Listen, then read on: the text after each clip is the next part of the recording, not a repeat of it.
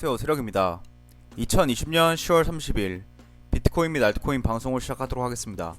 우선 지금 1부 방송이고요. 시작하기에 앞서서 구독과 좋아요, 알림 설정을 부탁드립니다.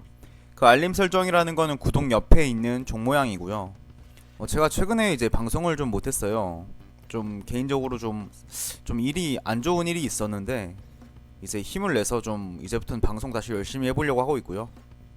요즘에 이제 가격이 흐름이 좋지가 않아서 아마도 좀 힘든 분들도 있으실 거예요. 근데 크게 이제 변한 건 없는데 이제 비트코인 및 알트코인 장세가 제가 생각한 거랑 약간 다르게 흘러가는 부분이 있어서 그 부분도 좀 말씀드리고, 오늘 이제 볼 기사들 되게 흥미로운 기사들 많이 있는데 그런 내용들도 한번 살펴보도록 하겠습니다. 우선 첫 번째로는 일부에서는 기사를 좀 다룰 건데, 신한은행이 LG CNS와 한국은행 CBDC 준비한다라는 건데, 실제로 이 신한은행 같은 경우에는 정말 옛날부터 2017년 18년도부터 이 가상자산 암호자산에 대해서 굉장히 긍정적으로 이렇게 활동을 해왔어요. 리플사랑도 이제 커넥션 관계가 있는 걸로 알고 있고요. 신한은행이 국내 시중은행 중 최초로 한국은행 디지털화폐 발행을 대비한 실험에 착수했다. 이제 신한은행이 가장 중인 CBDC 모델은 한국은행이 블록체인 기반 디지털 원화를 발행하고 시중은행들을 통해 국민에게 유통하는 모델이다 라고 했는데요. 실제로 신한은행 그리고 국민은행도 요즘에 좀 친화적으로 움직이고 있더라고요. 시대가 이미 다 CBDC는 거의 시대적 흐름이다, 디지털 화폐가 CBDC인데 이건 시대 흐름이다 라고 보시면 되고요. CBDC와 비트코인의 관계가 뭐냐라고 묻는 분들이 계신데, 그건 제가 좀 특집으로 좀 따로 제가 시간을 내서 만들 건데요. 제가 지금은 조금 이제 요즘에는 이제 여유가 없어서 일단 그건 넘어가도록 하고요. 이런 기사가 하나 있었어요. 코로나19로 미국 비트코인 투자계층 비율 중에 19%포인트 급증했다 라는 건데, 실제로 이제 미국 연구기관 설문조사에서 미국 투자자 절반 이상이 55% 비트코인에 투자하는 데 관심이 있다라고 응답을 했어요. 우리 한국이랑은 굉장히 다른 느낌이죠. 실제로요, 전 세계에서 이 비트코인이 거래되고 있는 통화 있잖아요, 통화. 지금 USD 달러가 지금 한 70%, 80%를 점유하고 있고, 나머지는 이제 10%에서 20% 사이는 엔화, 이제 유로화 이런 애가 있는데, 정말 기타 자산으로 우리 원화가 있어요. 근데 이 원화는 한 1% 정도였나요?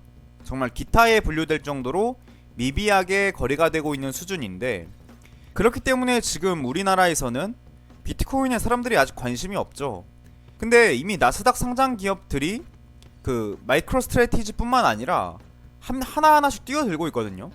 사실 처음 투자하는 게 어렵지, 이 눈치만 보다가 한 명이 투자를 하기 시작하면은 이제 2명, 3명, 4명은 되게 쉽거든요. 그렇게 점점 나중에는 비트코인을 투자하지 않으면은 바보가 되는 상황까지 가게 된다라고 저는 보고 있습니다. 누누이 말씀드리지만 비트코인 투자는 10년 후에 10년도 안 걸릴 것 같아요. 제 생각에는 한 5년 정도만 지나도 비트코인은 불패다, 비트코인은 오늘 사는 게 가장 싸다 라는 말이 전 나올 거라고 생각하고 있습니다. 왜냐면 5년 후 그때쯤이 되면은 차트를 잠깐 살짝 보면은 저는 결국에 가격이 이런 식으로 흘러가서 큰 타원을 이렇게 그리게 되는데, 큰 타워를 이렇게 그리게 되면서 가격 상승이 이쪽까지 갔을 때는 변동성이 굉장히 적어지는 시점이 온다라는 거죠. 변동성이 적어지는데 우상향은 계속하는 그런 상황, 저는 그런 상황이 반드시 온다라고 생각을 하고 있고, 이제 2040년이 비트코인 채굴량이 끝나는 시점인데, 그 시점이 오기 전에 저는 변동성이 매우 적어지는 구간이 반드시 올 수밖에 없다라고 생각을 하고 있고, 서울 부동산이 매일매일 이제 가격 상승이 많이 일어난다라고는 하지만 퍼센티지로 따지면 그렇게 엄청난 건 아니거든요. 실제로 변동성 자체가 그렇게 크진 않아요. 물론 이제 2배 오른 데도 있지만 그거는 이제 하루아침에 2배가 되는 게 또 아니잖아요. 이제 그런 관점으로 봤을 때 비트코인도 저는 시간이 많이 지나서 그렇게 될 거다, 그렇게 보고 있습니다. 제 의견 이렇게 말씀드리고, 또 최근에 이제 클레이튼 이슈가 하나 있었죠. 이거 오늘 기사인데요. 국평원과 그라운드 X 모바일 이수증 프로젝트 추진을 한다라는 얘기를 했는데, 이 모바일 이수증을 클레이튼 이 NFT로 주겠다라는 거예요. 이 NFT라는 게 정말 그 단 하나뿐인 그 고유의 자산이라는 걸 입증할 수 있는, 그냥 블록체인 안에서 입증할 수 있는 그런 기능인 거잖아요. 그러면 그 어떤 것보다도 위조가 불가능하고 가장 확실한 방법으로 이제 휴대가 필요가 없는 디지털 자산으로 보관을 할 수 있게 해준다라는 거죠. 그럼 실제로 우리가 이런 이수증을 들고 있는 것보다 훨씬 더 편하겠죠. 왜냐면 블록체인 안에 기록이 되어 있으니까. NFT의 소유주는 만약에 뭐 A라고 표시가 되어 있으면은 그 신용은 확실한 거잖아요. 예, 그렇게 생각을 하시면 되고, 이 국평원이 어떤 곳이냐면은 국가평생교육진흥원이에요. 여기가 뭐냐면 국가기관인 것 같고요. 국가는 설립 근거가 이거예요. 국가는 평생 교육진흥 관련 업무를 지원하기 위하여 평생교육진흥원을 설립한다. 모든 국민은 평생에 걸쳐 학습하고 능력과 적성에 따라 교육받을 권리를 가진다. 국가는 평생 교육을 진흥하여야 한다. 그대로 국민들을 위해서 국가가 평생 교육을 해주고 진흥시키기 위해서 만든 단체인데, 이런 단체에서 지금 클레이튼의 NFT를 쓴다라는 거죠.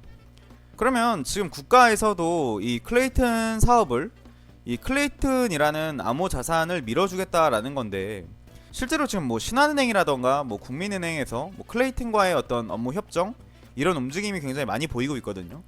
그것도 이제 더 다루긴 할 건데, 그런 부분을 봤을 때 클레이튼이란 자산이 과연 망할 수 있겠느냐라는 생각을 해보는 거죠.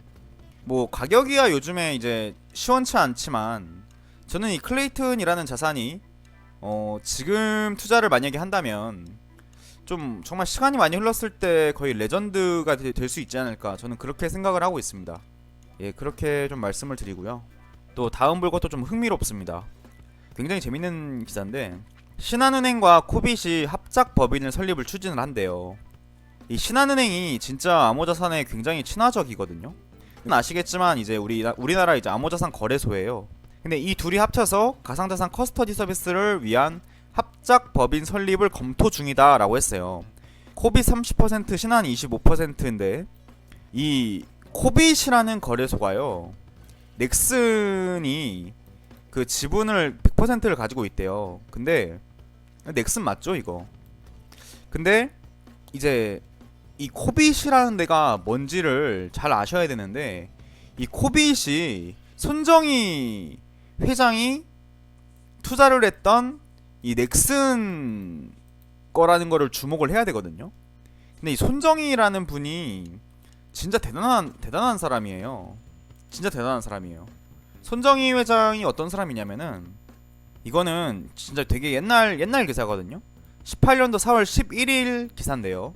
이 손정희 님이 소프트뱅크 회장님인데, 이분이 한 업적을 보면은 정말 미친 듯한 그런 안목을 가진 분이에요. 손정희 회장은 1986년 작은 벤처에 불과하던 마이크로소프트를 발굴해서 소프트웨어를 일본에 독점 판매하여 큰 돈을 벌었다.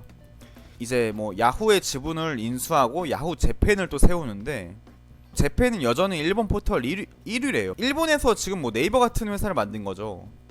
또 이제 뭐 이런 것뿐만 아니라 이제 1996년도에서 2006년까지 미친 듯한 투자 성공을 했는데, 그로부터 또 10년 후에 또 세계의 어떤 뭐 시선을 돌려가지고 미래의 베팅에 뭐 미친 남자라고 불리기 시작을 했대요. 그러면서 이제 반도체 설계 회사 ARM을 인수를 했는데, 이거를 한 주당 43%의 프리미엄을 얹었대요. 그러니까 와, 대단한데 진짜. 한 주를 43%, 그러니까 원래 가격보다도 40%를 돈을 더 주고 사왔는데도 정말 싸게 사서 행복하다라는 말 했대요. 근데 지금 전 세계 스마트폰의 90% 이상이 이 회사가 설계한 반도체를 쓰고 있다. 그러니까 미친 듯한 성공인 거죠. 어떻게 이런 안목을 가질 수가 있을까요? 이것뿐만이 아니라 뭐 그냥 하는 것마다 다 성공을 시킨 것 같아요. 정말 이제 제가 세력이라는 채널 이름을 쓰고 있지만, 그야말로 이제 손정희님 같은 분들이 진짜 세력에 가까운 분들이죠. 하는 것마다 다 성공하니까. 실제로 이 정도의 자본력이면 안 될 것도 되게 만들 수 있는 어떤 힘이 있지 않을까라는 생각이 전 드는데요. 이제 쭉쭉 내려가 보시면 이런 것도 있어요. 2000년 그러니까 손정희 소프트뱅크 회장은 2000년 알리바바 마윈 회장을 만나서 6분 만에 220억 원을 투자를 했대요. 6분 만에 알아보는 안목은 대체 어떤 안목인 거죠? 정말 놀랍고 존경스러운 어떤 그런 결과라고 할 수 있는데요. 이분이 코빅 거래소를 인수를 했다라는 거죠. 예. 그런 걸 봤을 때 이 암호자산 시장에 이분은 그냥 뭐 한가해서 투자를 했을까요? 저는 그렇게 생각을 하지 않고 손정희 님이 투자한 곳에다가 우리도 투자를 한 거다. 넥슨 지주사 NX 제가 아까 잘못 말했네요. 넥슨 지주사 NXC라는 회사가 있는데 NXC에 이제 9월에 코빗을 인수하면서 투자사인 소프트뱅크 벤처스가 투자금의 4배 이상을 수익을 거뒀다. 코빗 거래소를 계속 가지고 있는 상태에서 또 신한은행이랑 이렇게 진행을 하고 있는 거 보니까 저는 이제 손정희 님도 이제 암호자산에 분명히 관심이 많을 거다. 뭐 저는 뭐 그렇게 생각을 하고 있고요. 이건 뭐 그냥 제가 재밌는 얘기 같아서 그냥 좀 가져와 봤습니다. 예, 일단 제가 준비한 이제 기사는 여기까지고 2부에서는 제가 비트코인 및 알트코인에 대한 장세가 좀 생각이랑 바뀐 게 있는데 그 부분에 대해서 좀 말씀드려 보도록 하겠습니다. 그리고 제가 이제 아직도 구독을 안 하고 보는 분들이 구독하고 보시는 분들보다 더 많은 상황인데요. 이 65.5%인 이 구독 안 하는 이 분들 구독을 꼭 좀 눌러주시면 제가 조금 이제 안 좋은 일이 있음에도 불구하고 힘을 더 내서 방송을 진행할 수 있을 것 같습니다. 예, 2부에서 또 뵙겠습니다. 감사합니다.